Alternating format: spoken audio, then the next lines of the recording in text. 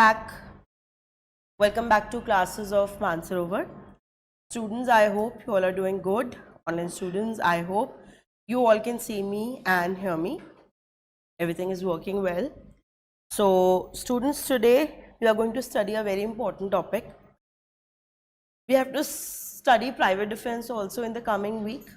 And private defense को और बहुत ज़्यादा अच्छे से समझने के लिए एक टॉपिक पहले पढ़ाया जाता है, राइट?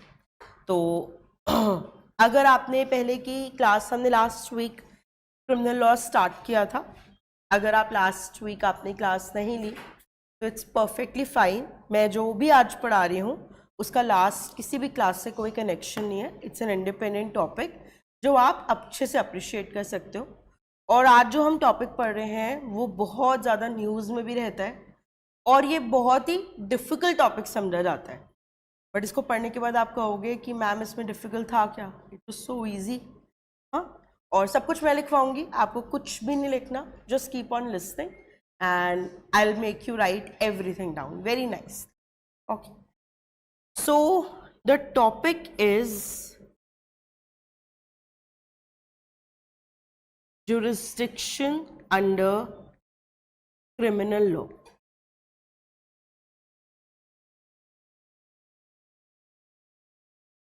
हमें देखना है कि क्रिमिनल लॉ की jurisdiction कितनी है, क्रिमिनल लॉ की एप्लीकेशन कितनी है, क्रिमिनल लॉ कहाँ कहाँ अप्लाई होता है, किस एरिया तक अप्लाई होता है. अगर किसी ने इंडिया में क्राइम कर दिया तो क्या होगा, अगर किसी इंडियन ने फॉरेन में क्राइम किया तो क्या होगा, अगर किसी प्लेन के अंदर कोई क्राइम हो गया तो क्या होगा, शिप्स के अंदर क्या होगा, किसी फॉरेनर ने इंडिया में आके क्राइम कर दिया तो क्या होगा. तो हमें देखना है क्रिमिनल लॉ कहाँ कहाँ अप्लाई होता है, किस किस पे अप्लाई होता है. Okay, we have to study where all are criminal law applies और किन किन लोगों के ऊपर ये अप्लाई होता है. क्या ये सिटीजन्स पे ही होता है, क्या ये फॉरेनर्स पे भी होता है. We have to understand everything. Recent कुछ सालों में बड़े सारे केसेस हुए हैं जिसमें लोग प्लेन में फाइट करना स्टार्ट कर देते हैं.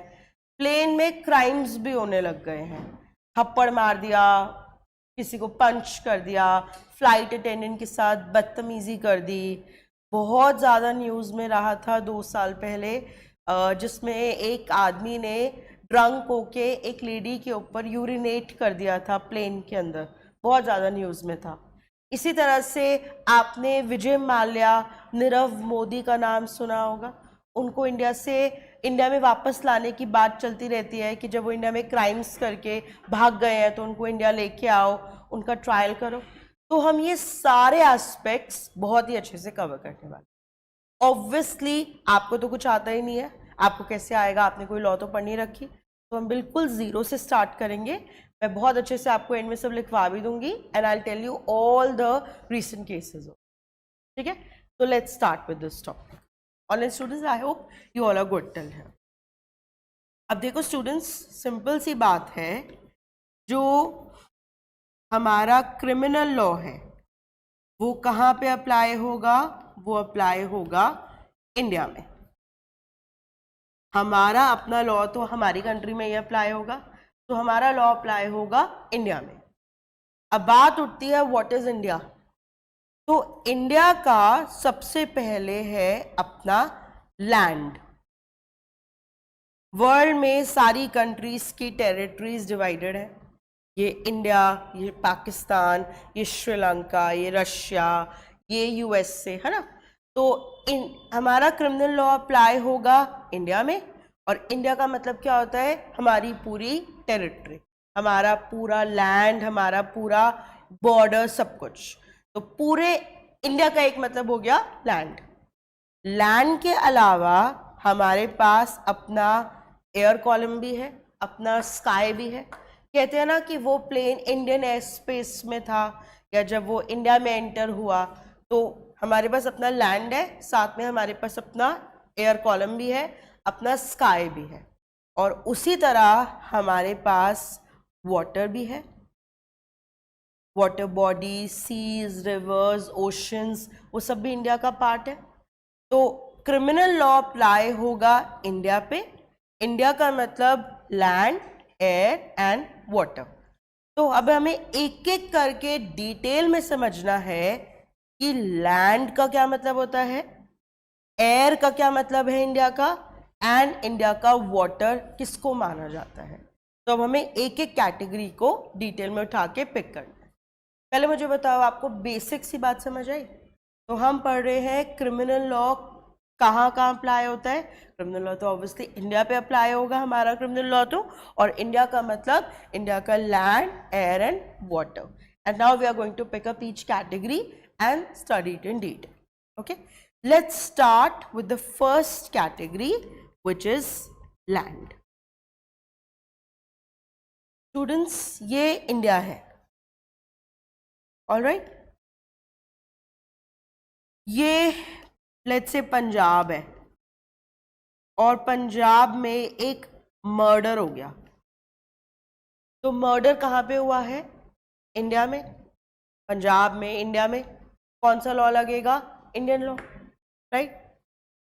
ये आगरा है, आगरा में एक रेप हो गया। कहाँ पे हुआ है रेप? इंडिया में। कौन सा लॉ लगेगा? Indian law. ये दिल्ली है, दिल्ली में एक किडनैपिंग हो गई। तो कहाँ पे हुआ है ऑफेंस? इंडिया में। कौन सा लॉ लगेगा? Indian law. इसी तरह अगर हम बोलें ये महाराष्ट्र है, महाराष्ट्र में एक बैंक में रॉबरी हो गई, तो इंडियन लॉ लगेगा। तो इंडिया की पूरी टेरिटरी में चाहे कहीं पे कोई भी क्राइम हो रहा है, तो क्राइम इंडिया में हो रहा है, तो कौन सा लॉ लगेगा? Indian law. कोई कहने वाली बात ही नहीं है। तो जितनी हमारी टेरिटरी है, थ्रू आउट पूरी टेरिटरी में कोई भी क्राइम हो रहा है तो सिंपली इंडिया में हो रहा है, चाहे वो नॉर्थ ईस्ट में हो रहा हो, चाहे वो वेस्ट में हो रहा हो, ईस्ट में हो रहा हो, कहीं पे भी हो रहा हो। तो क्योंकि वो क्राइम इंडिया में हो रहा है, तो क्राइम लॉ कौन सा लगेगा? इंडियन लॉ, है ना। सिंपल सी बात। बस इसमें से एक छोटा सा पोर्शन बाहर निकाल दिया जाता था, which was Jammu and Kashmir. ध्यान से सुनना, पूरे इंडिया में कहीं पे कोई भी क्राइम होता था तो वो क्योंकि इंडिया में होता था, लॉ लगता था इंडियन लॉ।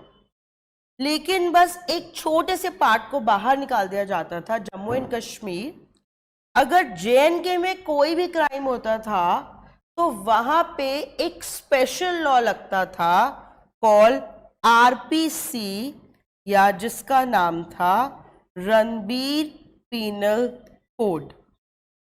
पूरे इंडिया में लगता था IPC, इंडियन पीनल कोड, पर जम्मू एंड कश्मीर में वो लॉ न लग के अपना स्पेशल लॉ लगता था, which was RPC, Ranbir penal code, वहां के महाराजा रणबीर सिंह के नाम पे।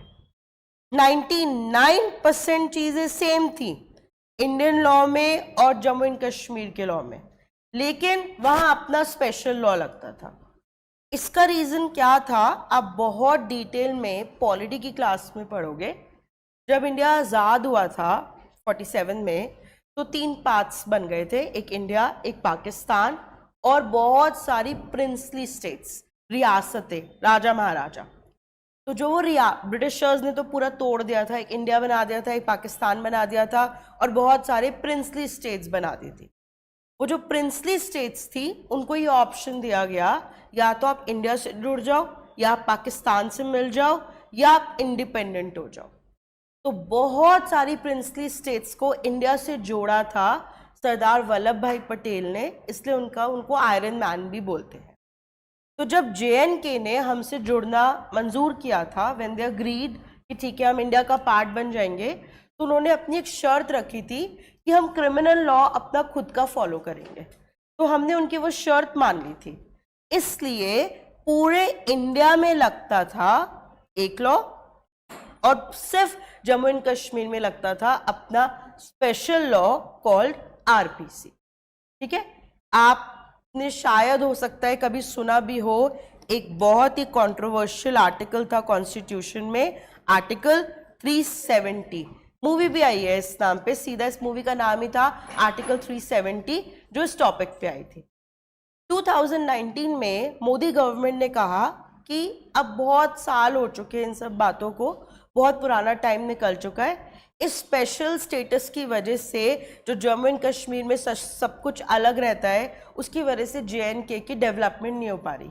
तो मोदी गवर्नमेंट ने ये आर्टिकल खत्म कर दिया था। ये आप बहुत डिटेल में इसकी पूरी हिस्ट्री पॉलिटी में पढ़ोगे। ये सब कुछ अब खत्म हो गया। अब जम्मू एंड कश्मीर का कोई स्पेशल स्टेटस नहीं है, कोई स्पेशल लॉ नहीं है।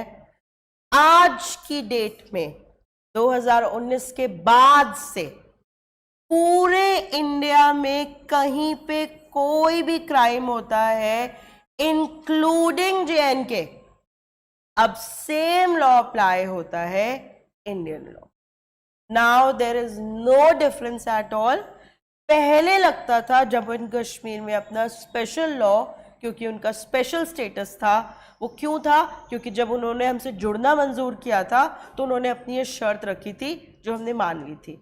बट 2019 में वो सब कुछ खत्म हो गया और अब पूरे इंडिया में including JNK same law apply होता है, which is Indian law. Are you able to understand that? अगर आपसे कोई पूछेगा आज कि जम्मू एंड कश्मीर में कौन सा क्रिमिनल लॉ अप्लाई होता है, तो आप क्या बोलोगे? Indian law, Indian law. अगर आपसे कोई पूछे कि वहां पे स्पेशल लॉ नहीं अप्लाई होता, तो आप क्या बोलोगे? नो। वो 2019 तक अप्लाई हुआ था। 31 अक्टूबर को सरदार वल्लभ भाई पटेल का बर्थडे होता है, तो 31 अक्टूबर 2019 का दिन चूज किया गया था और उस दिन से वो स्पेशल लॉ खत्म करके पूरे इंडिया के लिए एक लॉ हो गया। पहले भी पूरे इंडिया में एक ही लॉ लगता था, सिर्फ JNK में अलग लगता था। अब वो चीज भी खत्म हो गई। Are you able to understand? पक्का? कोई डाउट तो नहीं है? तो अगर हम बात करें लैंड की, तो पूरे लैंड में इंडिया के the complete territory from Kashmir to Kanyakumari, everywhere same law applies. कहीं पे कोई भी क्राइम होगा तो कहाँ पे हो रहा है? इंडिया में। कौन सा क्राइम, कौन सा लॉ लगेगा? Indian law. कहानी खत्म। Clear to everybody? ये कोई इस यहां तक तो किसी को कोई डाउट नहीं है? हाँ जी।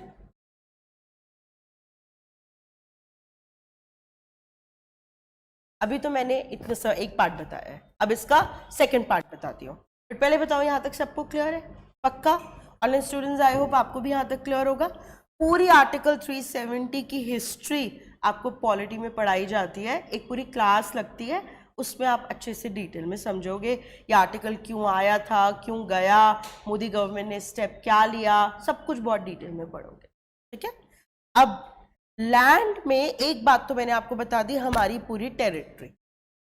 अब स्टूडेंट्स ध्यान से सुनना, ये दिल्ली है, ठीक है? ये दिल्ली का चाणक्यपुरी एरिया है, पंजाबी बाग के आगे पड़ता है चाणक्यपुरी एरिया, जहां पे बहुत सारी कंट्रीज की एम्बेसीज है। आपने कभी वर्ड सुना है एम्बेसी? एम्बेसी का मतलब होता है अगर किसी कंट्री का ऑफिस। लेट्स से आपको US से जाना है तो आपको वीज़ा चाहिए, तो वीज़ा लेने के लिए आपको एम्बेसी जाना पड़ेगा उस कंट्री के ऑफिस में। तो आप एम्बेसी का मतलब मानो किसी कंट्री का ऑफिस। ठीक है? तो यहाँ पे लेट्स से जर्मनी की एम्बेसी है, ये फ्रांस की एम्बेसी है, एंड लेट्स से ये इटली की एम्बेसी है। ठीक है? अब इस फ्रांस एम्बेसी के अंदर एक मर्डर हो गया है। तो अब आप बहुत ध्यान से सुनना स्टूडेंट्स, जो ये फ्रांस की एम्बेसी है, ये दिल्ली नहीं है, ये इंडिया नहीं है। ये जो फ्रांस की एम्बेसी है, this is technically France. Murder कहां पे हुआ है? फ्रांस में। दिस फ्रांस की embassy is not Delhi, it's not India, it is France. Murder कहाँ पे हुआ है? फ्रांस में। कौन सा लॉ लगेगा? French law. ध्यान से सुनना, किसी भी कंट्री की एम्बेसी, ये ऑल ओवर द वर्ल्ड सबके लिए लॉ सेम है, ये इंटरनेशनल लॉ है। किसी भी कंट्री की जो एम्बेसी होती है वो ही कंट्री मानी जाती है। ये जो इतना एरिया है ना, ये जर्मनी की जो एम्बेसी है, ये जो इतना एरिया है, ये दिल्ली नहीं है, ये इंडिया भी नहीं है, इतना सब पोर्शन क्या है? जर्मनी। यहाँ पे कोई भी क्राइम होगा तो टेक्निकली वो कहाँ पे हो रहा है? जर्मनी में। कौन सा लॉ अप्लाई होगा? German law. Are you able to understand? Let me ask you one question. ये साउथ अफ्रीका है, या कनाडा की एम्बेसी में एक क्राइम हो गया है, कौन सी कंट्री का लॉ अप्लाई होगा? Canadian law will apply. Canada की embassy is equal to Canada, तो क्राइम कहाँ पे हुआ है? कनाडा में। कौन सी कंट्री का लॉ लगेगा? Canada. Okay, let me ask you one more question. ये यूएसए है, यूएसए में चाइना की एम्बेसी के अंदर एक साउथ कोरिया के सिटीजन ने एक नेपाल के सिटीजन को किल कर दिया। कंट्री यूएसए है, ऑफेंडर साउथ कोरियन है, विक्टिम नेपालीज है, और ये सब हुआ है चाइनीज एम्बेसी के अंदर। आपसे चारों ऑप्शन देके पूछेंगे कौन सी कंट्री का लॉ अप्लाई होगा, तो आप लोग क्या बोलोगे? चाइना की embassy is equal to China. Crime कहाँ पे हुआ है? चाइना में। कौन सी कंट्री का लॉ लगेगा? Chinese law. कौन सी कंट्री है हमें फर्क नहीं पड़ता, ऑफेंडर कौन सी कंट्री का है, we are not concern, victim कौन सी कंट्री का है, no concern, it is about embassy. समझ आ रहा है? अच्छा, let me ask you one more question. Online students आप लोग भी बताना। ये न्यूजीलैंड है, न्यूजीलैंड में एक न्यूजीलैंड के सिटीजन ने एक दूसरे न्यूजीलैंड के सिटीजन को किल कर दिया, और ये सब हुआ है इंडियन एम्बेसी के अंदर। Country New Zealand, offender citizen of New Zealand, victim citizen of New Zealand. कौन सी कंट्री का लॉ लगेगा? Indian embassy is equal to India. Crime technically कहां पे हुआ है? इंडिया में। कौन सा लॉ अप्लाई होगा? Indian law. समझ आ रहा है? क्लियर हो रहा है? तो ध्यान से सुनना, लैंड में हमारी पूरी टेरिटरी तो है ही, पूरी, no exceptions, including Jammu and Kashmir. पूरी टेरिटरी में कुछ भी होगा तो इंडिया में हो रहा है, इंडियन लॉ लगेगा। इसके अलावा वर्ल्ड में जितनी भी इंडियन एम्बेसीज है वो सब क्या है? सारी इंडियन एम्बेसीज क्या है? इंडिया। वहां पे कोई भी क्राइम हो रहा है तो इंडिया में हो रहा है, कौन सा लॉ अप्लाई होगा? इंडियन। समझ आ रहा है? इसको फ्लोटिंग जुरिस्डिक्शन भी बोलते हैं। फ्लोटिंग जुरिस्डिक्शन मतलब बाहर, जो इंडिया के बाहर आपकी और भी एक्स्ट्रा जुरिस्डिक्शन है। तो हमारे पूरे लैंड पे तो है ही, सारी इंडियन एम्बेसीज भी वर्ल्ड की इंडिया ही है, वहां पे भी इंडियन लॉ अप्लाई होता है। ये सिर्फ हमारे लिए नहीं है, ये ऑल ओवर द वर्ल्ड हर कंट्री के लिए से। Are you able to understand? मैं आपको एक रियल केस बताती हूँ। देयर वॉज अ वेरी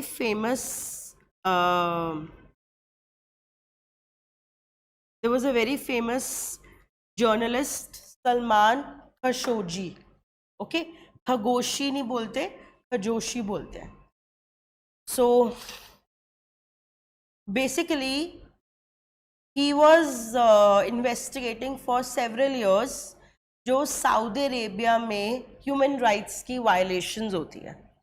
जो सऊदी अरब में किंग है सऊदी अरब में तो किंगशिप है, वहाँ के किंग है, तो जो वहाँ पे डेमोक्रेसी कुछ नहीं है, लोगों के राइट्स वायलेट होते हैं, किंग का जिसको मन कर दिया मरवा दिया, इस तरह की चीज़ों पे he was doing an investigation. He was a very famous journalist, ठीक है। और सऊदी अरेबिया से तो हमेशा थ्रेट्स भी रहती थी सलमान को, तो he was staying in Turkey अपनी वाइफ के साथ, he was living in Turkey, ठीक है।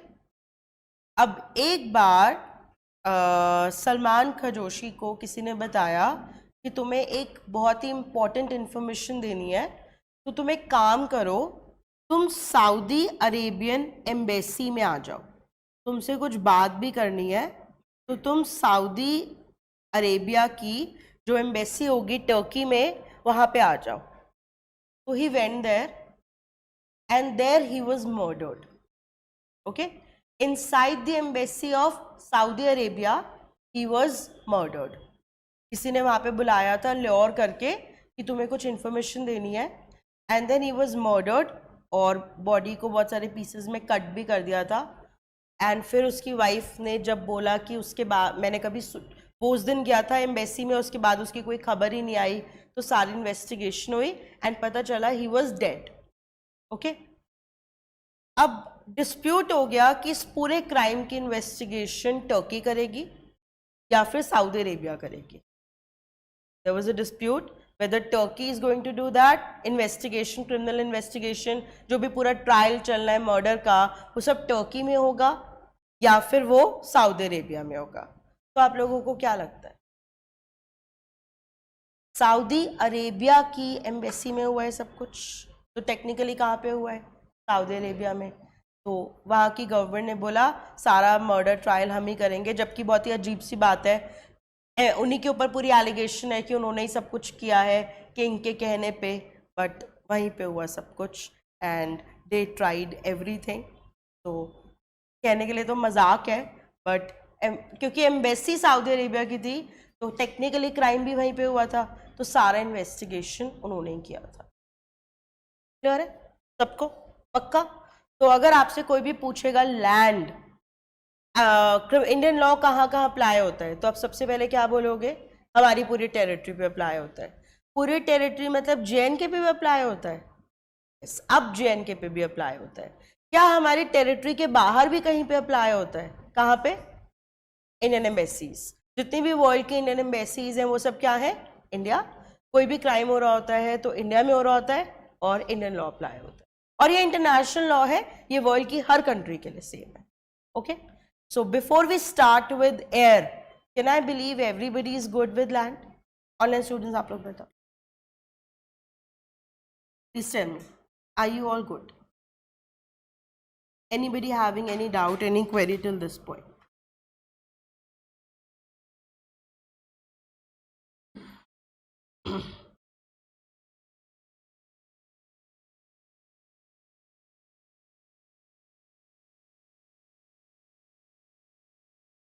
Everybody is good? All right. Now let's start with air. Air तो बहुत ही सिंपल है, एयर का एक सिंगल रूल है। लैंड के 2 रूल्स थे, एयर का एक सिंगल रूल है। देखो आप लैंड को प्रॉपरली डिवाइड कर सकते हो, ये इंडिया, ये पाकिस्तान, ये बांग्लादेश, ये रशिया, बट क्या स्काई का उतना वाटर टाइट डिवीजन हो सकता है? नहीं हो सकता ना स्काई का।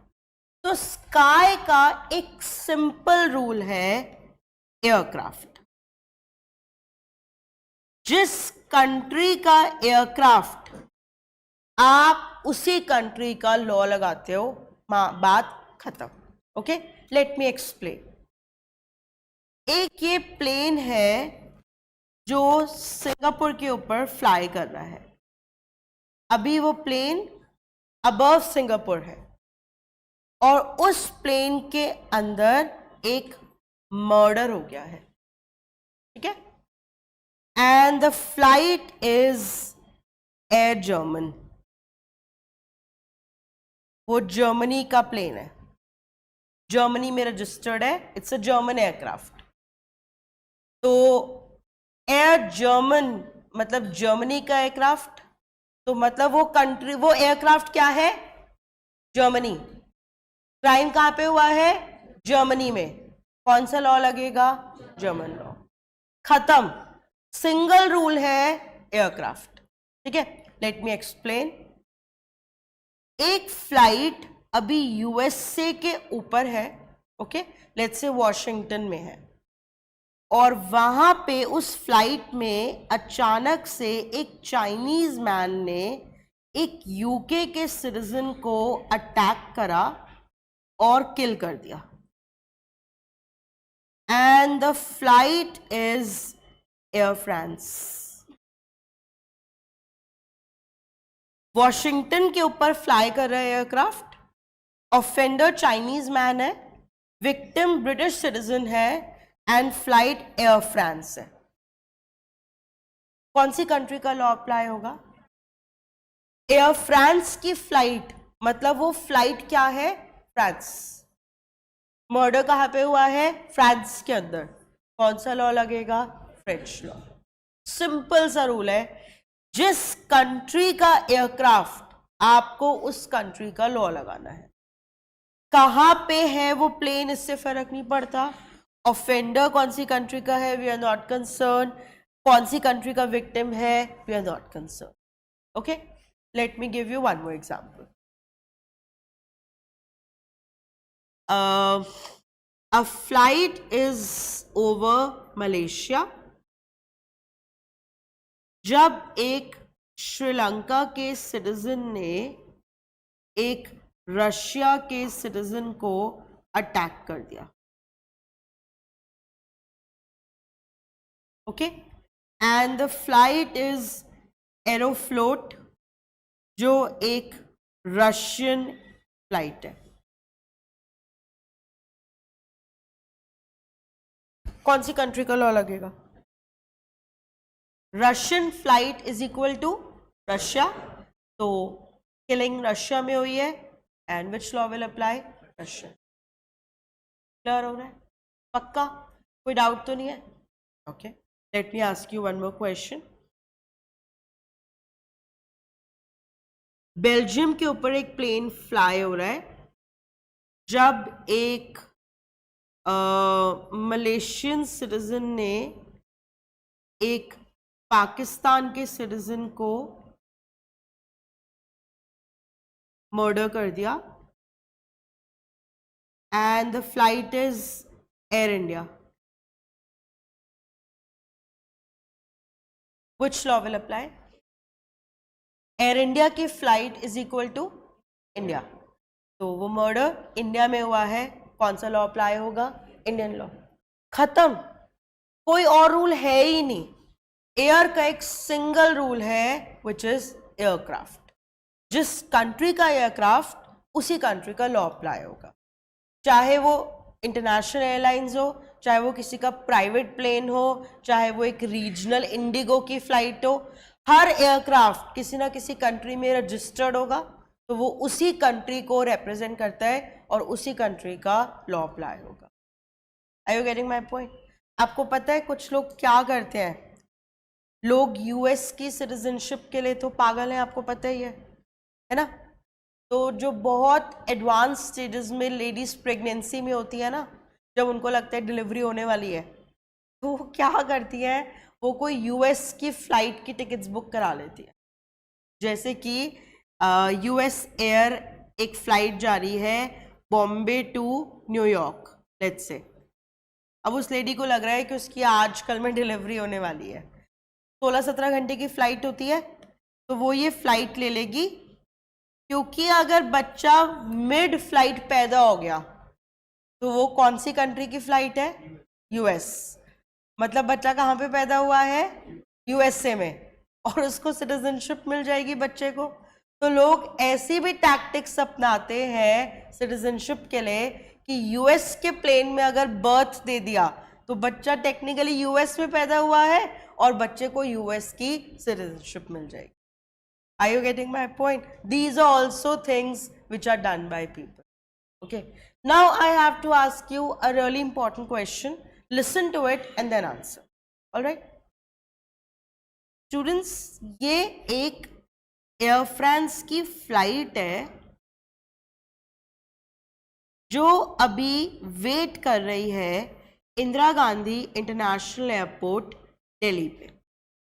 अभी ये टेक ऑफ के लिए वेट कर रहे हैं कि टावर से परमिशन मिले तो हम टेक ऑफ करें। अभी ये ग्राउंड पे है flight, okay, it is waiting for permission from tower.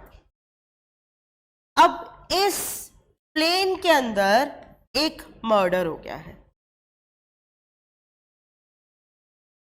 It is not in air, it is on ground.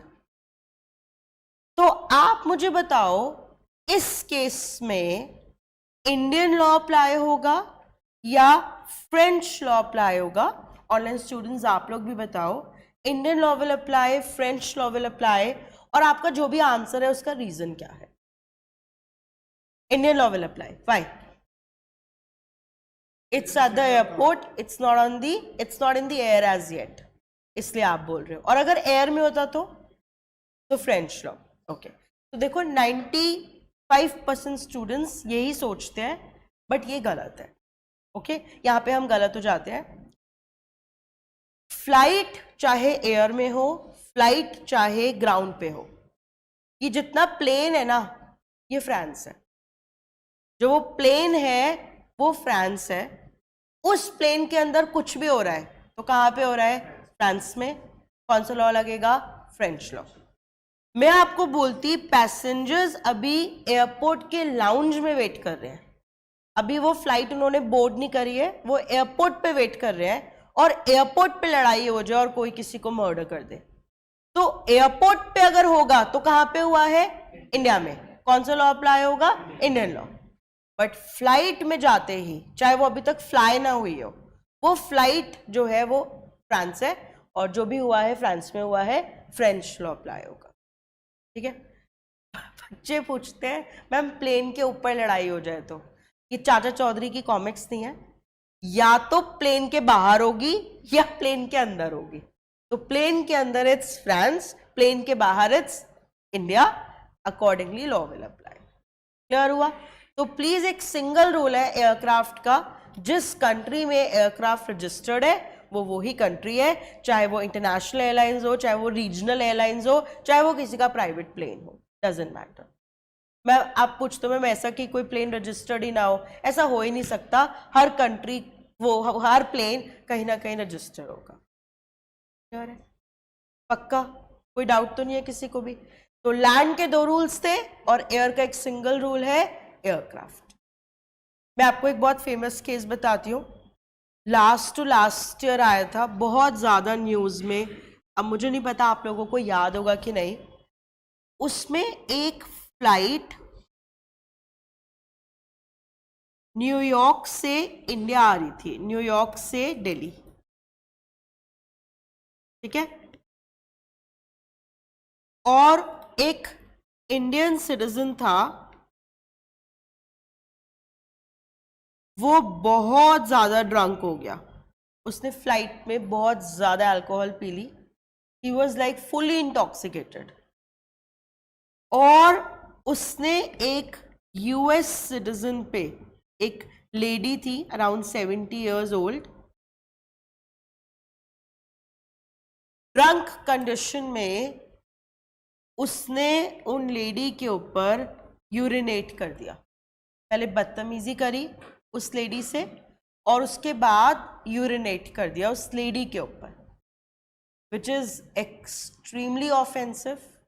ये तो एक लेडी क्या अगर एक मैन के साथ भी हो तो बहुत ही गलत है, बट क्योंकि लेडी के साथ हुआ तो सेक्सुअल चार्जेस भी बन जाएंगे, ठीक है। ये सब कुछ हुआ जब वो फ्लाइट न्यूयॉर्क से दिल्ली आ रही थी, ऑलराइट, एंड फ्लाइट थी एयर इंडिया। अब ये लेडी उस आदमी के ऊपर केस करना चाहती है, बहुत इस पे कंट्रोवर्सी भी हुई थी। तो आप मुझे बताओ वो केस कहाँ पे रजिस्टर हुआ होगा? इंडिया में।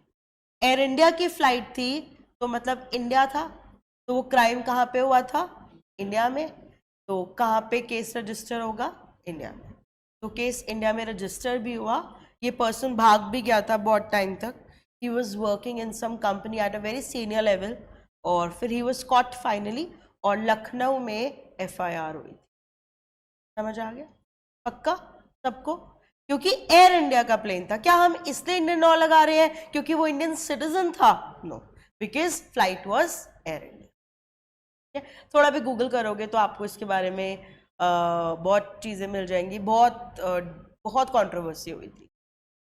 तो ऑनलाइन स्टूडेंट्स, आप लोग भी बताओ, क्या मैं ऐसा मान सकती हूँ कि एयर का rule is clear to everybody? अभी मैं सब बहुत अच्छे से आपको लिखवाऊंगी भी, but land and air both is clear.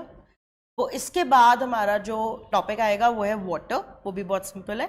But एक बार फटाफट बताओ, I you all good till here? Then we'll move to water.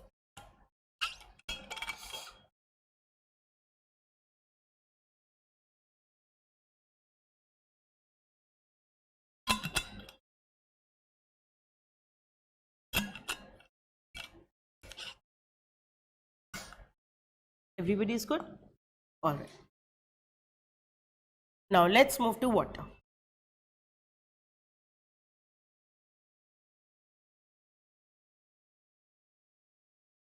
Water में let's say this is India. ठीक है? यहाँ पे हमारी बाउंड्री, ये हमारा कोस्ट है। मान लो गुजरात का ये कोस्ट है। ठीक है? ये वाटर है, सी, रिवर, ओशन, कुछ भी मान लो ये। अब ध्यान से सुनना, किसी भी कंट्री की कोस्ट के बाद जो 12 नॉटिकल माइल्स तक का एरिया होता है, 1 nautical mile is equal to 1.85 kilometres, थोड़ा सा ऑलमोस्ट 2 किलोमीटर जितना। तो ये इंटरनेशनल लॉ है, हर कंट्री के लिए सेम है। किसी भी कंट्री की कोस्ट से 12 नॉटिकल माइल्स तक का जितना वाटर होता है, जितना सी, रिवर, ओशन है, वो सब उसी कंट्री का हिस्सा है। तो अगर 12 नॉटिकल माइल्स तक कोई भी क्राइम होगा किसी भी शिप में, तो वो कहाँ हो रहा होगा? इंडिया में। कौन सा लॉ लगेगा? Indian law. सिंपल। ठीक है? 12 नॉटिकल माइल्स तक का फिक्स डिस्टेंस है इंटरनेशनल लॉ में। कोस्ट के बाद 12 नॉटिकल माइल्स तक का एरिया कैलकुलेट कर लो, वो जितना भी है वो उस कंट्री का हिस्सा है। उस वाटर में कोई भी क्राइम होगा तो वो उस कंट्री में माना जाएगा और उस कंट्री का लॉ लगेगा। लेट्स से ये शिप इंडिया के 12 नॉटिकल माइल्स के डिस्टेंस में है और ये एक चाइनीज शिप है और इसमें कोई क्राइम हो गया है, तो कौन सा लॉ लगेगा? इंडियन लॉ, क्योंकि वो इंडिया के 12 नॉटिकल माइल्स। क्लियर है? अच्छा, अगर मैं आपसे पूछूं, ये एक रशियन शिप है जिसमें एक लेट्स से फिनलैंड के पर्सन ने एक यूएस के पर्सन को किल कर दिया शिप में। ओके? और ship was at a distance of 7 nautical miles from Japan. तो शिप रशियन है, ऑफेंडर फिनिश है, विक्टिम अमेरिकन है और शिप 7 नॉटिकल माइल्स के डिस्टेंस पे थी फ्रॉम जापान। चारों चीजें अलग अलग। मुझे बताओ कौन सी कंट्री का लॉ लगेगा? जापानीज, क्योंकि 7 nautical miles from Japan is equal to Japan, तो जापानीज लॉ लगेगा। अगर मैं बोलती it was at a distance of 10 nautical miles from Switzerland, तो फिर आप कौन सी कंट्री का लॉ लगाते? Swiss law. फिर स्विस लॉ लगता क्योंकि अब वो स्विट्जरलैंड की जुरिस्डिक्शन में आ जाएगा। क्लियर है? कोई डाउट या कंफ्यूजन तो नहीं है? अच्छा, let me ask you one more question. ये एक साउथ अफ्रीकन वेसल है और इसमें एक यूके के सिटीजन ने एक यूएसए के सिटीजन को किल कर दिया है and the ship was at a distance और 4 नॉटिकल माइल्स फ्रॉम इंडिया। तो फिर कौन सी कंट्री का लॉ लगेगा? Indian law. 4 nautical miles from India is equal to India and हम इंडियन लॉ अप्लाई करें। Very simple for everybody.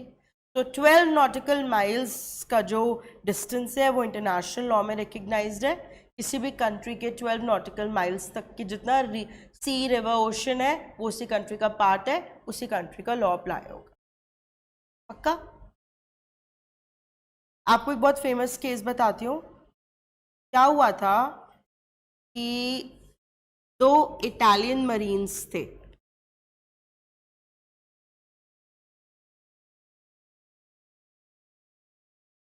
और वो एक इटालियन शिप पे थे।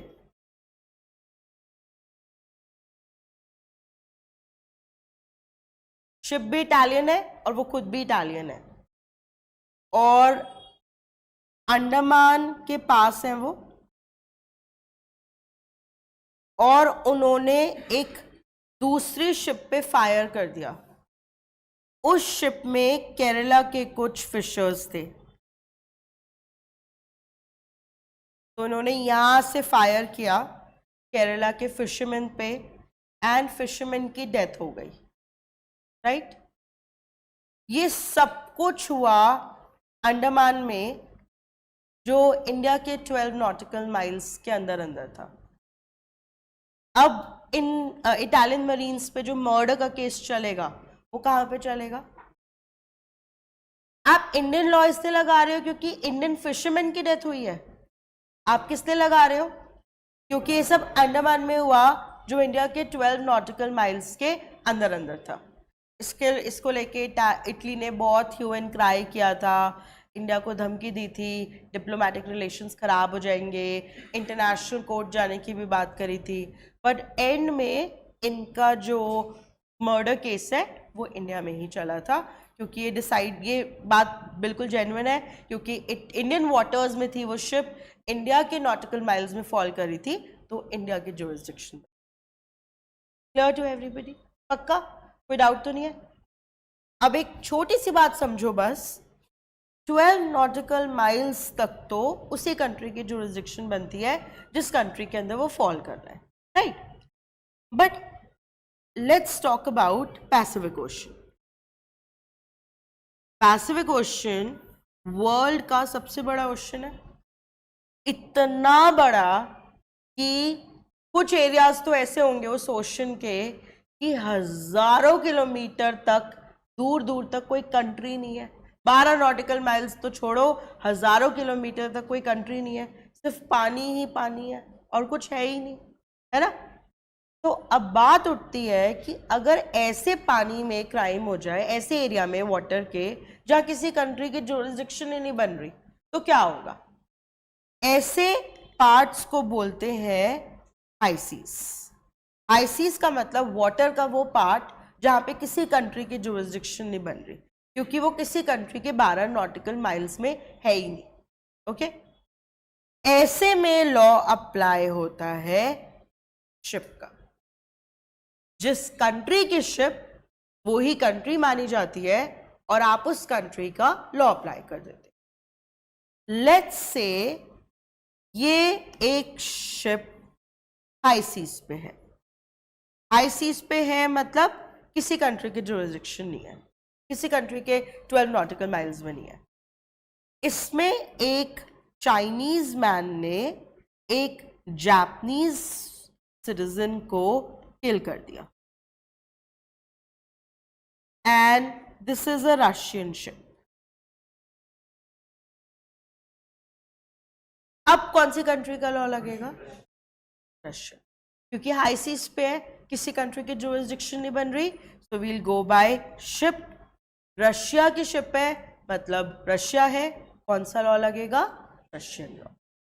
पर अगर मैं आपको नेक्स्ट क्वेश्चन में बोल दूं, this ship was at a distance of 10 nautical miles from Sweden, तो फिर हम क्या करेंगे? देन हम शिप का लॉ नहीं लगाएंगे, देन हम कंट्री का लॉ लगाएंगे, and Swedish law will apply. Are you getting my point? पक्का समझ आ रहा है? तो दो रूल्स होते हैं वाटर के। अगर किसी कंट्री के 12 नॉटिकल माइल्स तक है तो ऑफ कोर्स आप उस कंट्री का लॉ लगाओ, लेकिन अगर किसी के 12 नॉटिकल माइल्स पे नहीं है, इनफैक्ट ऐसे एरिया में है जहां किसी कंट्री का लॉ नहीं अप्लाई होता तो आप शिप का लॉ लगा। क्या एवरीबडी इज गुड? पक्का? तो लैंड के 2 रूल्स थे, अपनी टेरिटरी और एम्बेसीज। एयर का सिंगल रूल था एयरक्राफ्ट, और वाटर के 2 रूल्स है, 12 नॉटिकल माइल्स तक उस कंट्री का लॉ, और beyond 12 nautical miles high seas पे शिप का लॉ। पक्का? ऑनलाइन स्टूडेंट्स आप लोग भी। Ma'am, if a Russian ship attacks a Chinese ship on high seas. Okay, ये हाई सीज है और एक रशियन शिप से अटैक हो रहा है एक चाइनीज शिप पे, तो अब तो दोनों कंट्रीज का आपस में कॉन्फ्लिक्ट हो जाएगा। ऐसे मैटर्स जनरली जाते हैं इंटरनेशनल क्रिमिनल कोर्ट में। आपने कभी सुना है आईसीसी? नॉट क्रिकेट वाली, ओके। इंटरनेशनल क्रिमिनल कोर्ट एक बॉडी है, आईसीजे एक बॉडी है, इंटरनेशनल कोर्ट ऑफ जस्टिस। आप ये सब पॉलिटी में पढ़ोगे। तो ऐसे जो कॉन्फ्लिक्ट्स होते हैं जहाँ दोनों कंट्रीज के बीच में अब कॉन्फ्लिक्ट हो गया, तो वो एक इंटरनेशनल बॉडी सॉर्ट करती है। ऐसे में देखा जाएगा किस कंट्री का लॉ लगाए, क्योंकि वैसे तो किसी भी कंट्री का नहीं बनता। ओके, जब आप लॉ करते हो ना, 5 इयर्स की लॉ होती है या 3 इयर्स की लॉ होती है, उसके बाद एलएलएम भी होती है, 1 ईयर की स्पेशलाइजेशन। उसमें आप अपना एरिया चूज कर सकते हो कि आपको किस एरिया में स्पेशलाइज करना है। कुछ लोग क्रिमिनल चूज करते हैं, कुछ लोग टैक्सेशन चूज करते हैं, कुछ लोग कॉन्स्टिट्यूशन चूज करते हैं। उसी तरह एक ऑप्शन होता है इंटरनेशनल लॉ। स्पेशली अगर आप इंडिया के बाहर सेटल होना चाहते हो तो आप इंटरनेशनल लॉ में भी अपनी स्पेशलाइजेशन कर सकते हो। कॉलेज में भी आपको 2 सेमेस्टर्स में पढ़ाया जाता है, जिसमें बहुत सारी डॉक्ट्राइन्स एंड थ्योरीज होती है। तो फिर उसमें होता है, जैसे एक थ्योरी होती है फर्स्ट अटैकर थ्योरी, पहला बुलेट किसने फायर किया था, फर्स्ट राउंड कहाँ से चला था। तो फिर उस कंट्री के खिलाफ, मतलब दूसरी कंट्री का लॉ लगाते हैं। जिसने पहला फायर किया होगा उसका लॉ नहीं लगेगा, दूसरी का लॉ लगेगा। तो इसके लिए बहुत सारी थ्योरीज एंड डॉक्ट्राइन्स। ओके, तो यहां तक तो सब क्लियर हो गए हैं। अब एक लास्ट बात बतानी है before I make you right. So I have told you about land, air and water. Now I have to tell you one more thing.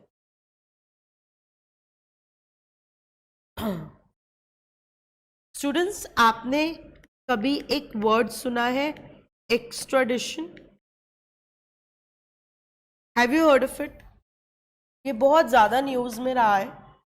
जो विजय माल्या केस है, जो नीरव मोदी केस है, वो इसी टॉपिक से रिलेटेड है।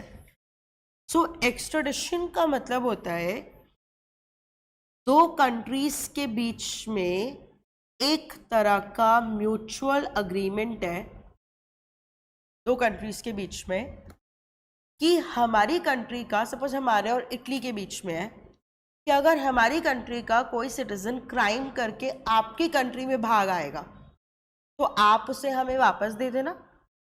आपकी कंट्री का सिटीजन भाग के हमारी कंट्री आ गया तो हम उसे वापस दे देंगे। Okay, it is a mutual agreement between 2 countries to send back the criminals for trial and punishment to their respective countries. Simple सी बात, 2 कंट्रीज के बीच का समझौता है ये कि अगर आप, हमारा कोई इंडियन सिटीजन क्राइम करके यहाँ से भाग जाए तो हम उसे आपको वापस दे देंगे। आपका कोई सिटीजन क्राइम करके हमारे पास आके छुप जाएगा तो हम उसे वापस भेज देंगे। ये 2 कंट्रीज के बीच का एक्स्ट्राडिशन, इसको एक्स्ट्राडिशन बोलते हैं। ये भी इंटरनेशनल लॉ से गवर्न होता है। ठीक है, हमारा हर कंट्री के साथ एक्स्ट्राडिशन ट्रीटी नहीं है, कुछ कंट्रीज के साथ है। ऑफ कोर्स, जैसे पाकिस्तान के साथ हमारा कोई एक्स्ट्राडिशन ट्रीटी नहीं है। आधा पाकिस्तान यहाँ बैठा होगा अगर हमारा एक्स्ट्राडिशन ट्रीटी हो गया तो। अब समझो, आपने बॉम्बे ब्लास्ट सुने? 1993 में जो बॉम्बे में ब्लास्ट हुए थे, जिसमें संजय दत्त का भी रोल पाया गया था, उसका मास्टरमाइंड था अबू सलेम। ओके, अबू सलेम इंडिया में बॉम्ब ब्लास्ट करने के बाद पोर्चुगल भाग गया। पोर्चुगल में छुप गया। हमने पोर्चुगल की गवर्नमेंट को बताया कि उसने यहाँ पे कितना मेजर क्राइम करा है। हमारी पोर्चुगल के साथ एक्सट्राडिशन ट्रीटी थी, तो हमने पोर्चुगल की गवर्नमेंट से रिक्वेस्ट करा कि आप अबू सलेम को हमें हैंड ओवर कर दो। पोर्चुगल की गवर्नमेंट ने ट्रीटी की रिस्पेक्ट करते हुए अबू सलेम इंडिया को वापस दिया और यहाँ पे अबू सलेम का पूरा ट्रायल हुआ and he is lodged in jail in India. कल को अगर कोई पोर्चुगल का सिटीजन क्राइम करके इंडिया भागा है, लेट्स से रोनाल्डो, तो हम उसको पोर्चुगल को वापस कर देंगे, राइट? अच्छा, इसी तरह आपने छोटा राजन का नाम सुना है? Chhota Rajan was the main person of Dawood. Dawood का नाम तो सुना होगा, दाऊद इब्राहिम। तो छोटा राजन दाऊद का हेंचमैन था, बहुत ही मेन आदमी। कुछ साल पहले रॉ छोटा राजन को पकड़ के लाई इंडोनेशिया से। जब सारी प्रेस कॉन्फ्रेंस वगैरह हुई तो बताया गया कि छोटा राजन पिछले कुछ सालों से मलेशिया में छुपा हुआ था। हमारी मलेशिया के साथ कोई एक्सट्रेडिशन ट्रीटी नहीं है। अगर हम मलेशियन गवर्नमेंट से मांगते तो वो कोऑपरेट नहीं करते।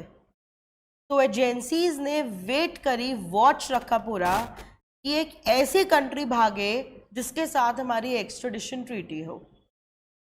ये जैसे इंडोनेशिया भागा, हमारी इंडोनेशिया के साथ एक्सट्रेडिशन ट्रीटी थी और हम उस एक्सट्रेडिशन ट्रीटी के तहत छोटा राजन को इंडिया ले आए और छोटा राजन पे फिर पूरा केस वेस चला इन एवरी।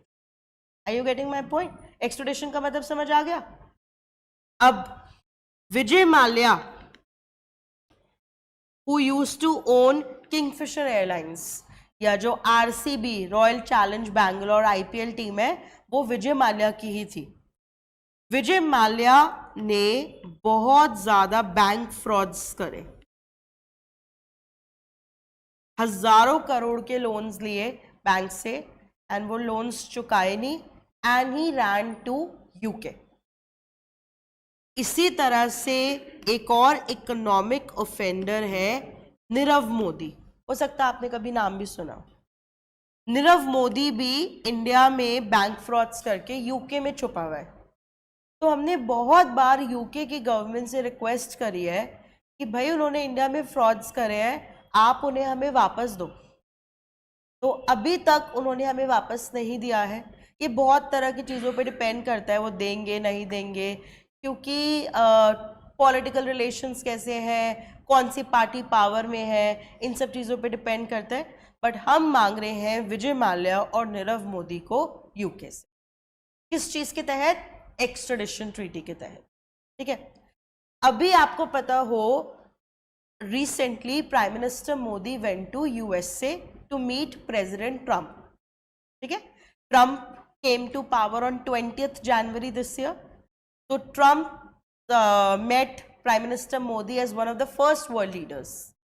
तो जिस दिन प्राइम मिनिस्टर मोदी ट्रम्प से मिले तो ट्रम्प ने उस दिन बोला कि मैं एक गिफ्ट देना चाहता हूं एंड दैट गिफ्ट इज जो 26/11 को ताज पे अटैक हुआ था। आप सबको पता ही होगा, जो बॉम्बे में ताज पे अटैक हुआ था, जिसका मेन पर्सन था कसाब, जिसको हैंग भी कर दिया था। तो कसाब को तो किल कर दिया, बट माना जाता है कि इसका मेन आर्किटेक्ट जिसने पूरा ये प्लान बनाया था वो एक आदमी था, तहुवर राणा, जो यूएसए में छुपा हुआ है बहुत सालों से। और इंडिया बड़ी कोशिशों में लगी हुई थी उसको इंडिया लेके आने के लिए, क्योंकि उसने इंडिया में इतना बड़ा क्राइम किया है तो उसको इंडिया में लाके उसका ट्रायल किया जाए। बट यूएसए की गवर्नमेंट के साथ बात नहीं बन रही थी, कुछ ना कुछ कॉम्प्लिकेशन हो जाती। तो ट्रम्प ने बोला कि मैं तहुवर राणा को इंडिया एक्स्ट्राडाइट कर दूंगा। ही मेड अ कमिटमेंट कि तहुवर राणा की इंडिया में एक्स्ट्राडिशन कर दी जाएगी, जिससे कि उसका इंडिया में ट्रायल हो सके। क्लियर हो रहा है? पक्का? कोई डाउट तो नहीं है? जब हम विजय माल्या और नीरव मोदी को मांगते हैं ना, तो हम यूके को याद दिलाते हैं केस की। एक केस था हैना फॉस्टर केस। हैना फॉस्टर एक ब्रिटिश लड़की थी, 16-17 साल की। तो उसका ना रेप हो गया था। She was brutally raped and she was murdered by, वो एक इंडियन मैन ने करा था ब्रिटेन में ही। और वो उसके बाद ये केस बहुत हाईलाइट हो गया था। हो गए इस बात को 30 साल हो गए, बहुत हाईलाइट हो गया था ये केस। तो वो डर के इंडिया भाग के आ गया था और वो छुप गया था हिमाचल में कहीं पे। ही रैन अवे टू इंडिया और वो हिमाचल में छुप गया था। हैना फॉस्टर के पेरेंट्स ने बहुत, इंडिया आए थे वो, और उन्होंने इंडिया में आके लोगों से अपील करी थी। और उस टाइम पे, आज से 30-35 ईयर्स पहले, they promised a reward of 25 lakhs to anybody who would give information about that man। और फिर इंडियन पुलिस ने उस आदमी को अल्टीमेटली हिल्स में से पकड़ लिया था और फिर हमने उसको एक्स्ट्राडाइट किया था यूके, क्योंकि वो यूके में क्राइम करके भाग के आया था, तो हमने उसको यूके वापस भेजा था। तो हम इंडिया याद दिलाते हैं यूके को कि आप हैना फॉस्टर का भी तो केस याद करो, हमने भी तो उसको वापस भेजा था। तो आप भी अपनी कमिटमेंट पूरी करो और विजय माल्या और नीरव मोदी को इंडिया भेजो। तो अगर जैसे कभी आप इनके ऊपर कोई आर्टिकल पढ़ो ना, तो आपको हैना फॉस्टर केस भी दिखाई दे सकता है। तो मैंने कहा you should know about it. तो this is the story of extradition. आपको ये बात समझ आई? क्लियर हुआ? पक्का? कोई डाउट तो नहीं है? तो अब आप मुझे एक बात बताओ,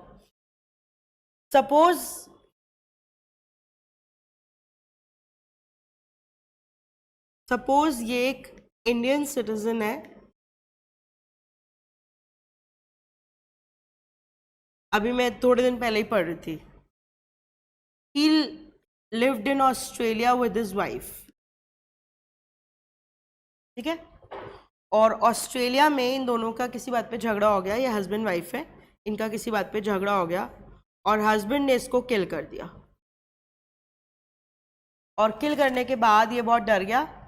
इसने वाइफ को बाहर, बड़े बड़े डस्टबिन होते हैं ना, वाइफ की बॉडी को उसमें फेंक दिया और उसी दिन इंडिया की फ्लाइट पकड़ी and he ran to India. और इंडिया में यहाँ पे कीर्ति नगर है ना, वेस्ट दिल्ली में, वहाँ पे उसका घर था और वो अपने घर आ गया और लोगों ने पूछा वाइफ का है, तो उसने बोला मैं लड़के आया हूँ, वो वहीं पे ऑस्ट्रेलिया में है। बट डम्पस्टर में से वाइफ की बॉडी निकली, तो वहाँ की पुलिस ने पूरा इन्वेस्टिगेट किया सब कुछ। आप मुझे बताओ, ये जो मर्डर का केस है वैसे कहाँ पे चलेगा? ऑस्ट्रेलिया, क्योंकि मर्डर कहाँ पे हुआ है? ऑस्ट्रेलिया। और अब ऑस्ट्रेलियन गवर्नमेंट हमसे इस आदमी को वापस मांग रही है। वो कह रहे हैं आप इसको एक्स्ट्राडाइट करो, ये ऑस्ट्रेलिया में क्राइम करके इंडिया भाग आया है, तो आप इसको वापस भेजो ऑस्ट्रेलिया। इसके एक्स्ट्राडिशन की भी आजकल बात चल। अब आपको ये वर्ड क्लियर हो गया? समझ आ गया? पक्का? कोई डाउट तो नहीं है? Online students, I hope you also good. Please tell me ma'am, what's UK's argument not to return the offenders? Very good question. UK ये कह रही है कि ना, हमारे यहाँ एक्स्ट्राडिशन के लिए कंट्रीज की एक लिस्ट होती है। हम जो एक्स्ट्राडाइट करते हैं लोगों को, वो कंट्रीज की लिस्ट के हिसाब से करते हैं और इंडिया रैंक में नीचे है, मतलब पहले टॉप पे कुछ कंट्रीज है, वो लेवल 1 है और इंडिया लेवल 2 की कंट्रीज में आती है। तो अभी हम लेवल 1 की कंट्रीज के केसेस देख रहे हैं, लेवल 2 पे नहीं आ पा रहे। जब लेवल 2 पे आएंगे, जहां पे इंडिया फॉल करती है, तो हम इनके एक्स्ट्राडिशन के बारे में बात करें। ये यूके कहती है कि इंडिया लेवल 2 में है और अभी हम लेवल 1 के केसेस हैंडल कर रहे हैं। This has been there argument. Okay,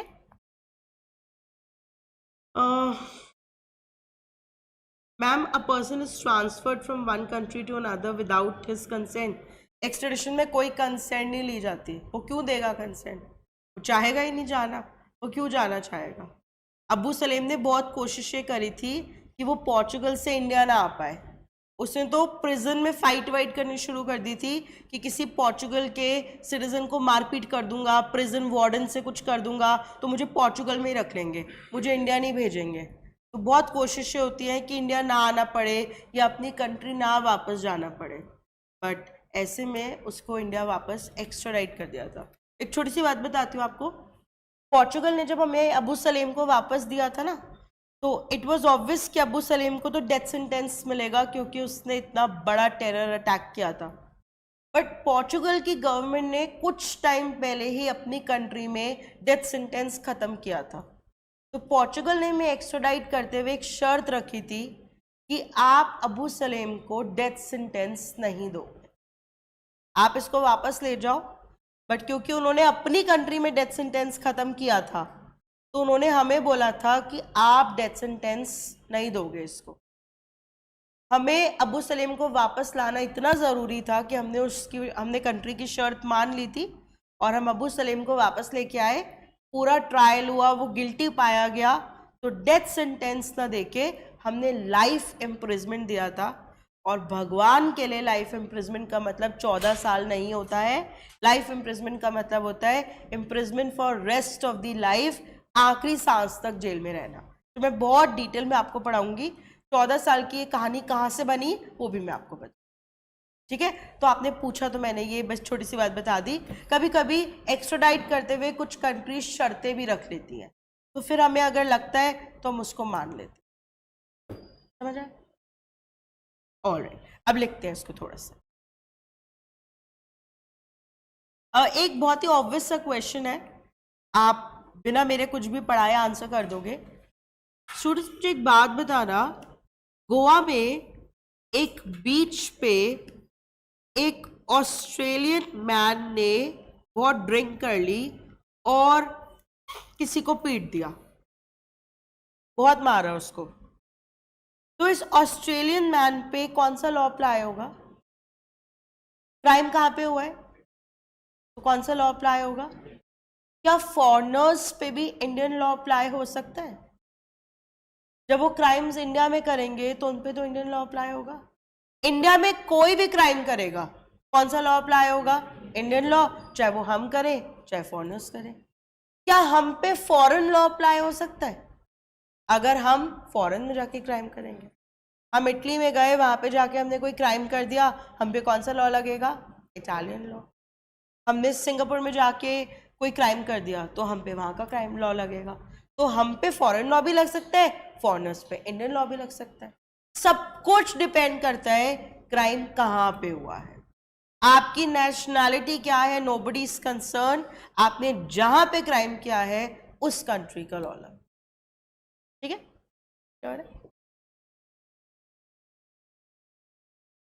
alright, सो अभी तक हमने कुछ भी नहीं लिखा है। आप एक काम करो, जैसे ये आपका नोटबुक है ना, आप इसको लैंडस्केप कर लो क्योंकि हमें थोड़ा ज़्यादा लिखना है, तो मेक इट लैंडस्केप, ठीक है। आपकी आज की क्लास का टॉपिक है jurisdiction और एप्लीकेशन ऑफ क्रिमिनल लॉ। अब आप आराम से लिखो और फिर मैं आपसे कुछ क्वेश्चंस पूछूंगी।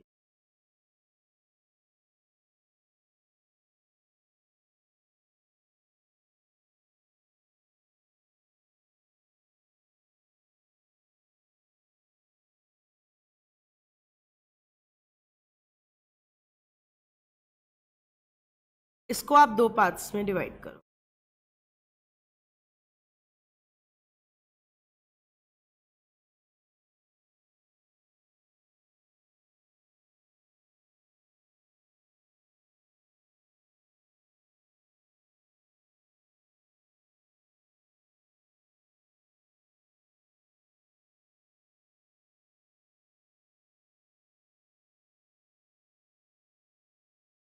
टेरिटरी एंड पर्सन,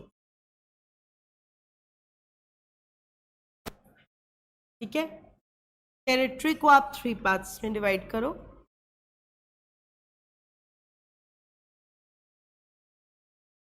और पर्सन्स को 2 पार्ट्स।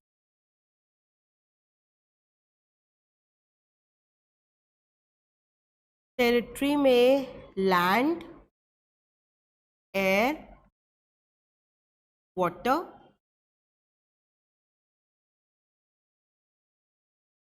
और पर्सन्स में सिटीजन्स, फॉरेनर्स।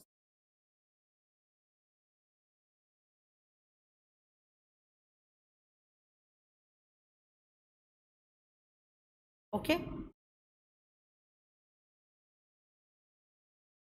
अब लैंड को 2 पार्ट्स में डिवाइड करो। एयर के लिए एक सिंगल है, वाटर के लिए 2 है।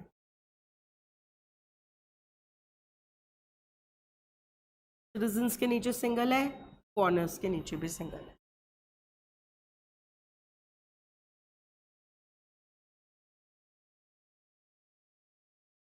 ठीक है, अब लिखना शुरू करो।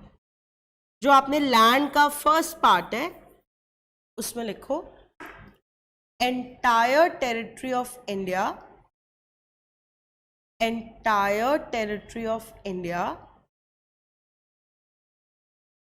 including Jammu and Kashmir, entire territory of India including Jammu and Kashmir। ठीक है, ब्रैकेट में लिखो since 2019, since 2019, राइट। दूसरे पार्ट में लिखो, लैंड के दूसरे पार्ट में every Indian embassy, every Indian embassy wherever it might be, every Indian embassy wherever it might be। पूरे वर्ल्ड में कहीं पे भी कोई भी इंडियन एम्बेसी है तो वो इंडिया है, वहां पे कोई भी क्राइम होता है तो इंडिया में होता है, इंडियन लॉ अप्लाई होता है। ठीक है, एयर के नीचे लिखो every aircraft, every aircraft registered in India, every aircraft registered in India wherever it might be, every aircraft registered in India wherever it might be। ठीक है, वाटर में वेरेवर इट माइट बी, चाहे वो ground पे हो चाहे वो air में हो। अभी मैं क्वेश्चंस डिक्टेट करूंगी तो आपको क्लैरिफाई हो जाएगा, बट मैंने आपको बता दी थी बात। वाटर में पहले पार्ट में लिखो territorial waters of India, territorial waters of India. उसके नीचे आरो बना के लिखो up to 12 nautical miles, territorial waters of India मतलब up to 12 nautical miles। और दूसरी तरफ लिखो ship registered in India, ship registered in India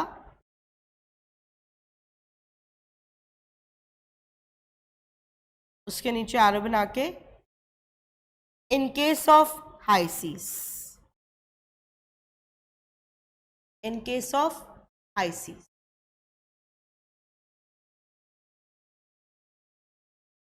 ठीक है, ये क्लियर है? आपने जो लिखा है आप सबको क्लियर है?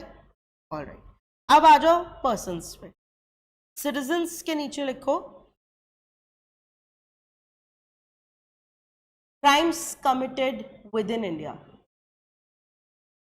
Crimes committed with in India. अगर इंडियन सिटीजन्स इंडिया में क्राइम करेंगे तो कौन सा लॉ लगेगा? Indian law, obviously. Crimes committed with in India, उसी के नीचे आरो बना के लिखो for crimes committed outside India, for crimes committed outside India comma, there can be extradition. For crimes committed outside India, there can be extradition. Okay? और foreigners के नीचे लिखो crimes committed within India. Crimes committed within India. India में तो कोई भी crime करेगा तो इंडियन लॉ लगेगा, चाहे वो सिटीजन हो चाहे वो फॉरेनर हो। यहां तक सबको क्लियर है? पक्का? कोई डाउट या कंफ्यूजन तो नहीं है? अब मैं आपको कुछ क्वेश्चंस डिक्टेट कर रही हूँ, आप लिखो and I will get to know कि आपको कितना अच्छे से कॉन्सेप्ट क्लियर हुआ है। हाँ जी बोलो।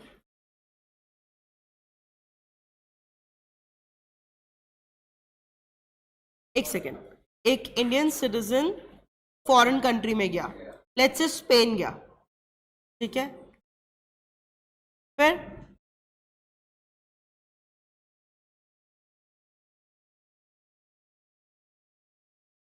मैं भी आपको उस पर क्वेश्चन लिखवाऊंगी जो आप साइबर अटैक का पूछ रहे हो। I give you a very nice question, आपको क्लैरिटी हो जाएगी, ठीक है। दूसरा बताओ, डिप्लोमेटिक इम्यूनिटी, हाँ बताओ।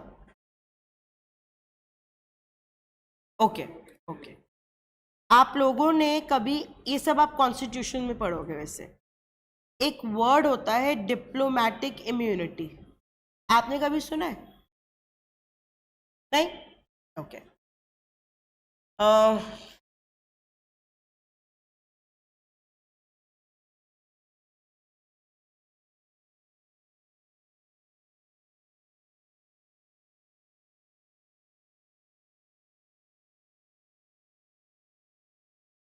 ओके, देखो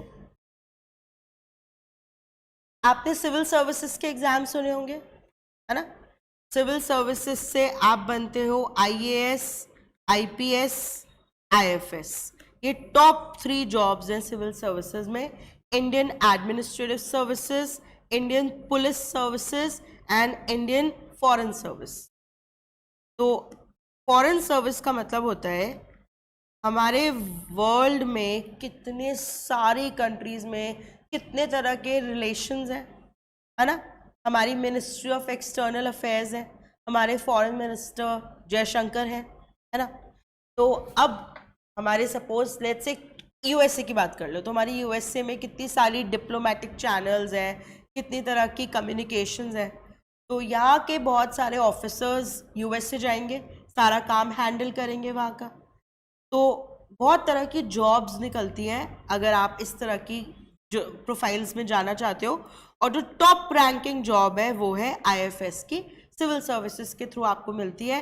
इंडियन फॉरेन सर्विस आपको मिलेगी और आपको किसी कंट्री में एक बहुत अच्छी पोजीशन पे पोस्ट कर दिया जाएगा। अब जो टॉप मोस्ट होती है, अगर आपने कभी सुना हो एम्बेसडर, वो उस कंट्री के एम्बेसडर है। इंडिया का एम्बेसडर होगा यूएसए के लिए, यूएस के एम्बेसडर होंगे इंडिया के लिए। जो हाईएस्ट ऑफिशियल्स हैं सब तरह की कम्युनिकेशंस के लिए, किसी किसी कंट्री में उनको हाई कमीशंस भी बोलते हैं। तो डिप्लोमेटिक इम्यूनिटी का मतलब होता है जो इतने हाई रैंकिंग ऑफिशियल्स होते हैं, आप उनको कभी भी इंडिया में किसी भी कंट्री में, इंटरनेशनल लॉ है, कभी भी अरेस्ट नहीं कर सकते। चाहे वो कोई क्राइम भी कर दें, आप उन्हें कभी अरेस्ट नहीं कर सकते। आप उनको उनकी कंट्री वापस भेज दोगे, उनकी कंट्री खुद देखेगी क्या करना। You never arrest some people. आप मुझे बताओ, for example Trump comes to India, क्या इंडियन गवर्नमेंट किसी भी हाल में ट्रम्प को अरेस्ट कर सकती है? Never ever. क्योंकि कुछ लोगों को मतलब प्रिविलेज है, आप ये समझो, they are above law, they can never be arrested.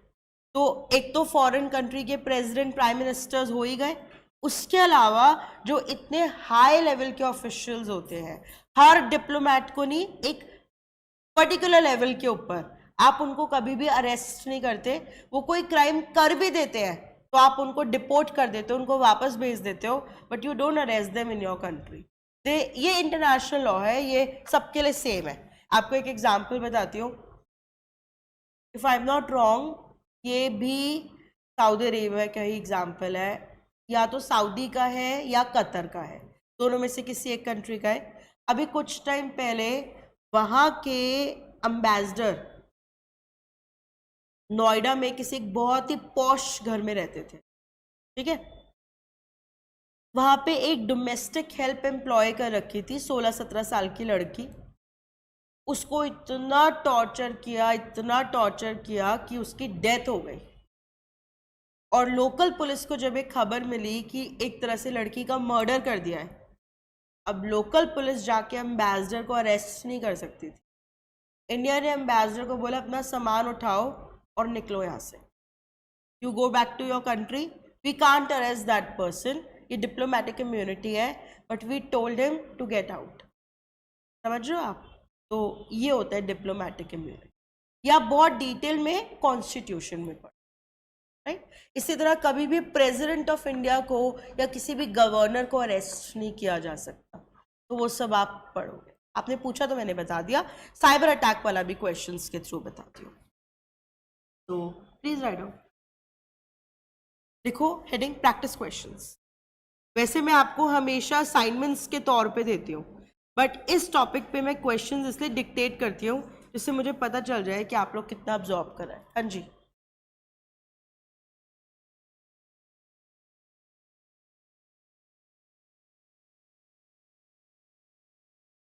ऐसा कहीं नहीं होता। चाहे कोई प्राइवेट प्लेन भी हो, वो किसी ना किसी कंट्री में रजिस्टर्ड होगा। तो ऐसा नहीं हो सकता कि कोई प्लेन बिना रजिस्टर हुए उड़ रहा है। उड़ तो सकती नहीं कोई चीज़ बिना रेडार के, बिना टावर्स की परमिशन के कोई चीज़ फ्लाई नहीं कर सकती। तो it has to be registered in some country. Okay, please write down. First question, Z, a citizen of Z, a citizen of Spain, a citizen of Spain assaults a girl, assaults a girl of German origin, assaults a girl of German origin in a hotel at Delhi, in a hotel at Delhi. Which law will apply? मैं options नहीं लिख पा रही, सीधा answers लिखेंगे। Which law will apply? चाहे offender Spanish है, victim German है, डजेंट मैटर, क्राइम कहाँ पे हुआ है, इंडिया में, विच law will apply? Indian. Second, in USA, a citizen of Singapore, a citizen of Singapore murders a citizen of Sri Lanka, murders a citizen of Sri Lanka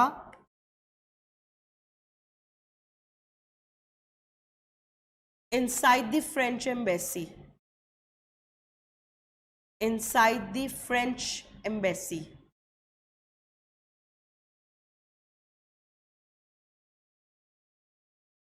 Which law will apply?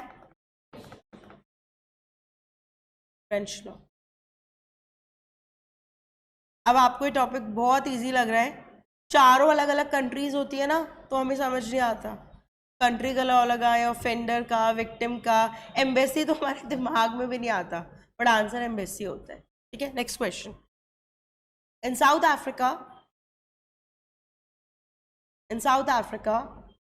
Online students आप लोग भी जो answers दे रहे हो बिल्कुल ठीक है। In South Africa, a South African citizen, a South African citizen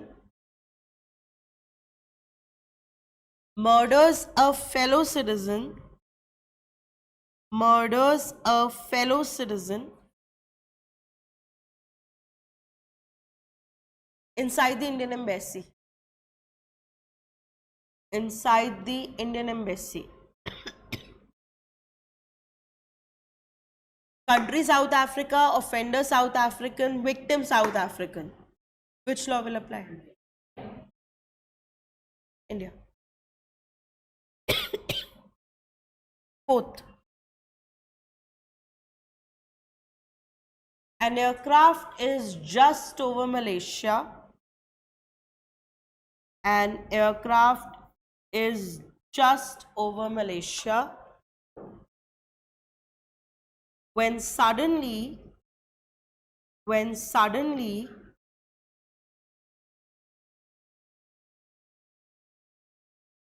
a British citizen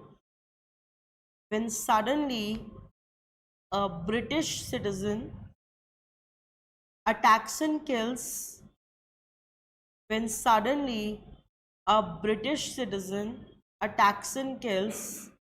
a Chinese woman. Attacks and kills a Chinese woman. The flight is Air German. The flight is Air German. Which law will apply? German law. Clear enough तो आपको बहुत अच्छे से. Fifth, in a Russian ship,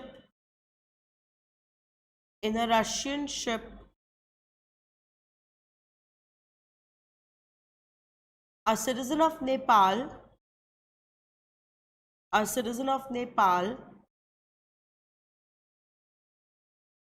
murders a citizen of Pakistan.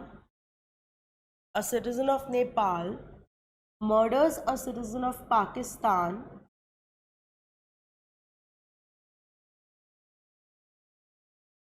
when the ship was at a distance of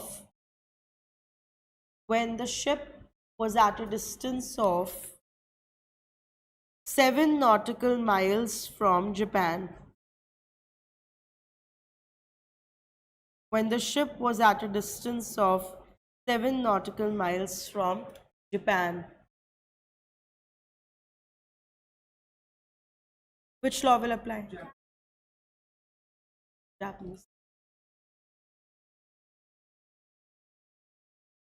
Next, कौन सा question है? 6th, 7th, 6th. Suppose in the above case,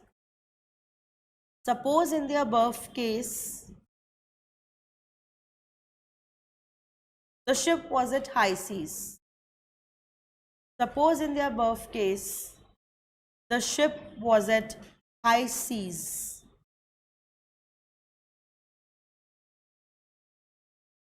Now which law will apply? अब ship का law लगेगा. If the ship was at high seas, then ship का law. ठीक है? Next.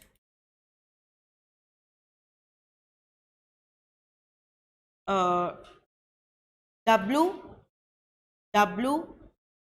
is married to H. W is married to H. And they are both citizens of USA. W is married to H. And they are both citizens of USA. They currently live in Australia. They currently live in Australia. Full stop. H beats W regularly. H beats W regularly and puts her to domestic violence. H beats W regularly and puts her to domestic violence. W writes an email.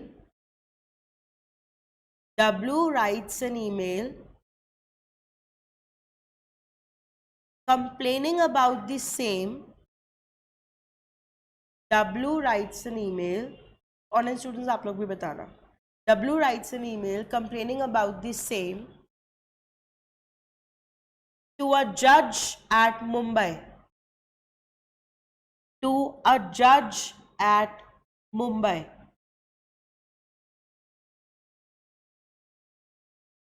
Can the case start in India?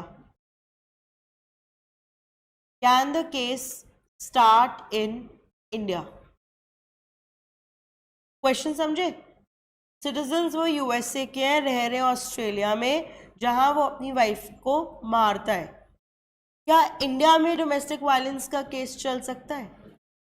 India का इस case से कोई भी लेना देना है? The answer is it's a real case. Okay, next. हाँ जी,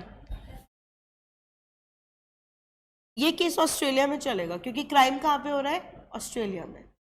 India का तो कोई लेना देना ही नहीं है. Okay, next. A foreigner murders another foreigner. A foreigner murders another foreigner on a foreign ship at high seas. A foreigner murders another foreigner on a foreign ship at high seas. Is Indian law applicable? Is Indian law applicable?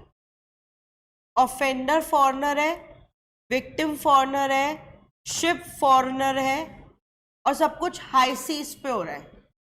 तो कहीं से भी India का कुछ लेना देना है? Answer is no. ये जज के एग्जाम में इस साल क्वेश्चन आया था, सेम टॉपिक से ये क्वेश्चन आया था.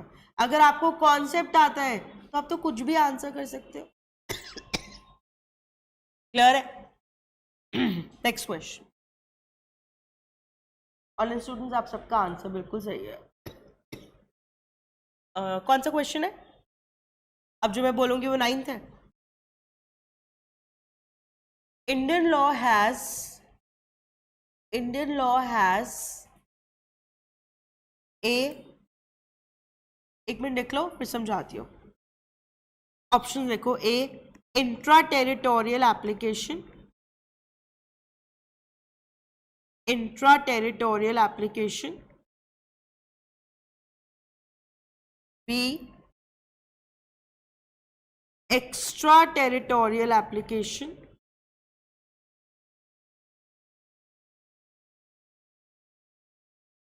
C, both. D, none.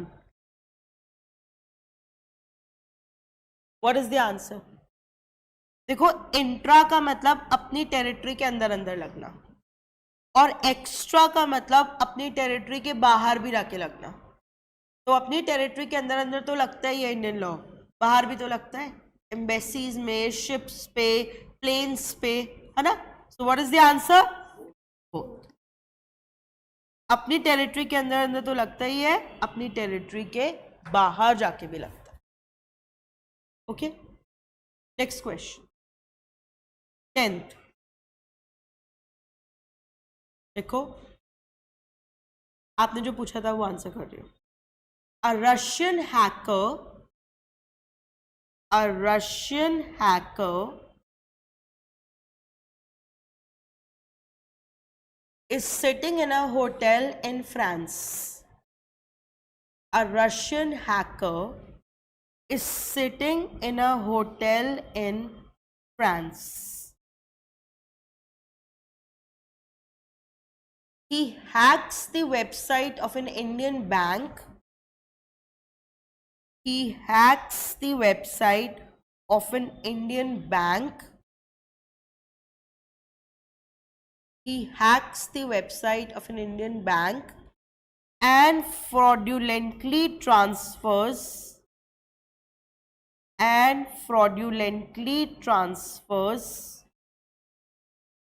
crores of rupees. And fraudulently transfers crores of rupees.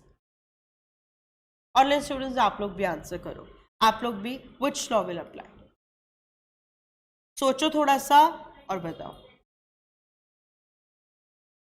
Russian hacker बैठा है पेरिस के एक होटल में, उसने इंडियन वेबसाइट को हैक करके करोड़ों रुपए ट्रांसफर कर लिए, तो कौन सा लॉ लगेगा? सोचो। क्राइम कहां पे हो रहा है? फ्रांस में हो रहा है क्राइम। पैसे फ्रांस में से गए हैं? कहां से गए हैं पैसे? जो क्राइम हुआ है रियल में वो कहां पे हुआ है? अगर एक दाऊद बैठा है पाकिस्तान में और बॉम्ब ब्लास्ट करा रहा है वो बॉम्बे में, या ताज पे अटैक हो रहा है, तो क्राइम हो कहां पे रहा है? पाकिस्तान में। चाहे वो पाकिस्तान से कमांड दे रहा है, चाहे वहां से साइबर अटैक कर रहा है, क्राइम तो अल्टीमेटली इंडिया में हो रहा है। तो कौन सी कंट्री की वेबसाइट हैक करी है? इंडियन। वहां से करोड़ों रुपए ट्रांसफर हुए हैं, तो साइबर अटैक तो इंडिया में हुआ है, तो क्राइम कहां पे हुआ है? इंडिया में। विच law will apply? Indian law. समझ आ रहा है? अगर उसने रशिया में बैठ के फ्रेंच वेबसाइट हैक की होती और फ्रांस के पैसे ट्रांसफर कर लिए होते तो फ्रेंच लॉ लगता। तो यहाँ तो क्राइम इंडिया में हुआ है ना। तो जो कसाब ने आके किया था, कसाब तो कहते थे कठपुतली है, रियल मास्टरमाइंड्स तो पाकिस्तान में बैठे थे जो सारी ऑर्डर्स दे रहे थे। तो क्राइम तो इंडिया में हुआ है। क्लियर है? पक्का? अब आपको भी क्लियर है? तो answer would be Indian law. ये आपके लेवल के लिए थोड़ा ऊपर का क्वेश्चन हो गया, बट इन इट्स आप कॉन्सेप्ट आता है तो आप कुछ भी आंसर कर सकते हैं, है ना? Write down next question.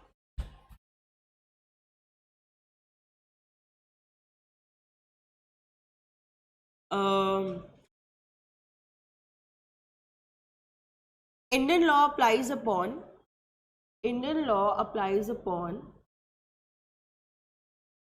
Rujal, the answer is yes. Indian law applies upon A. Citizens, B. Foreigners, C. Both, D. None. What is the answer? Both.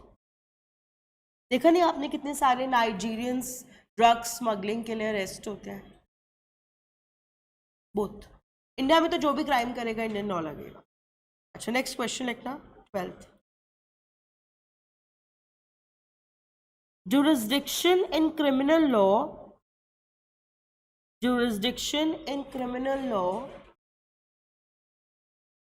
depends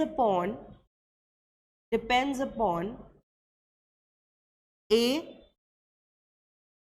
nationality of offender,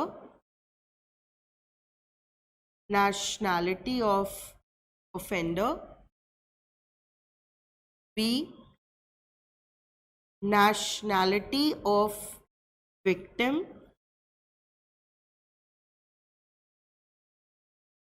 C. place of crime, D. all of the above. What is the answer? C. place of crime. Victim या offender की nationality से कोई फर्क नहीं पड़ता। Next, ये सारे possible questions हैं जो एग्जाम में आ सकते हैं। नेक्स्ट देखो, इस पे वेरी इंपॉर्टेंट, ये काफी रिपीट होता है। What do you understand by extradition treaty?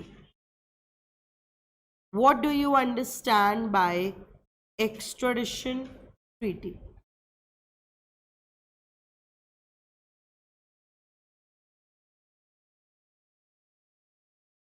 देखो, it is a mutual agreement,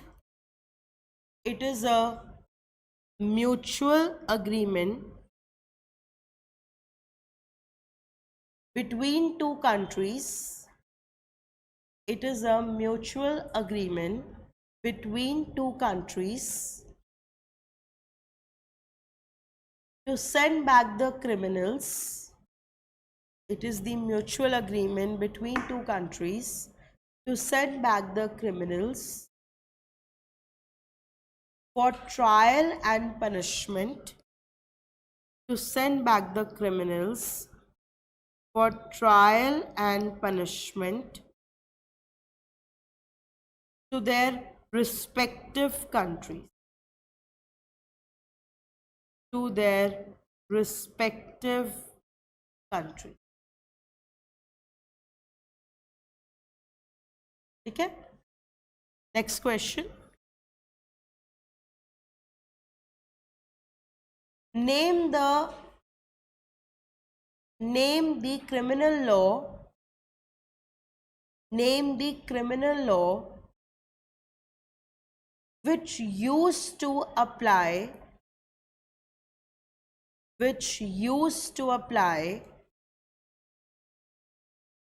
to the state of Jammu and Kashmir. Name the criminal law which used to apply to the state of Jammu and Kashmir. Answer लिखो, Ranbir Penal Code. Bracket में RPC.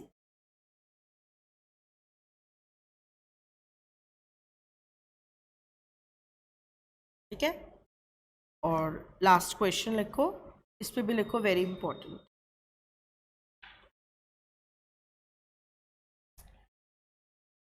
Territorial waters extend up to dash nautical miles. ये इतना ज्यादा repeat होता है question. Territorial waters extend up to dash nautical miles. क्या लिखोगे? Bracket में लिख लो 1 nautical mile is equal to 1.85 kilometer.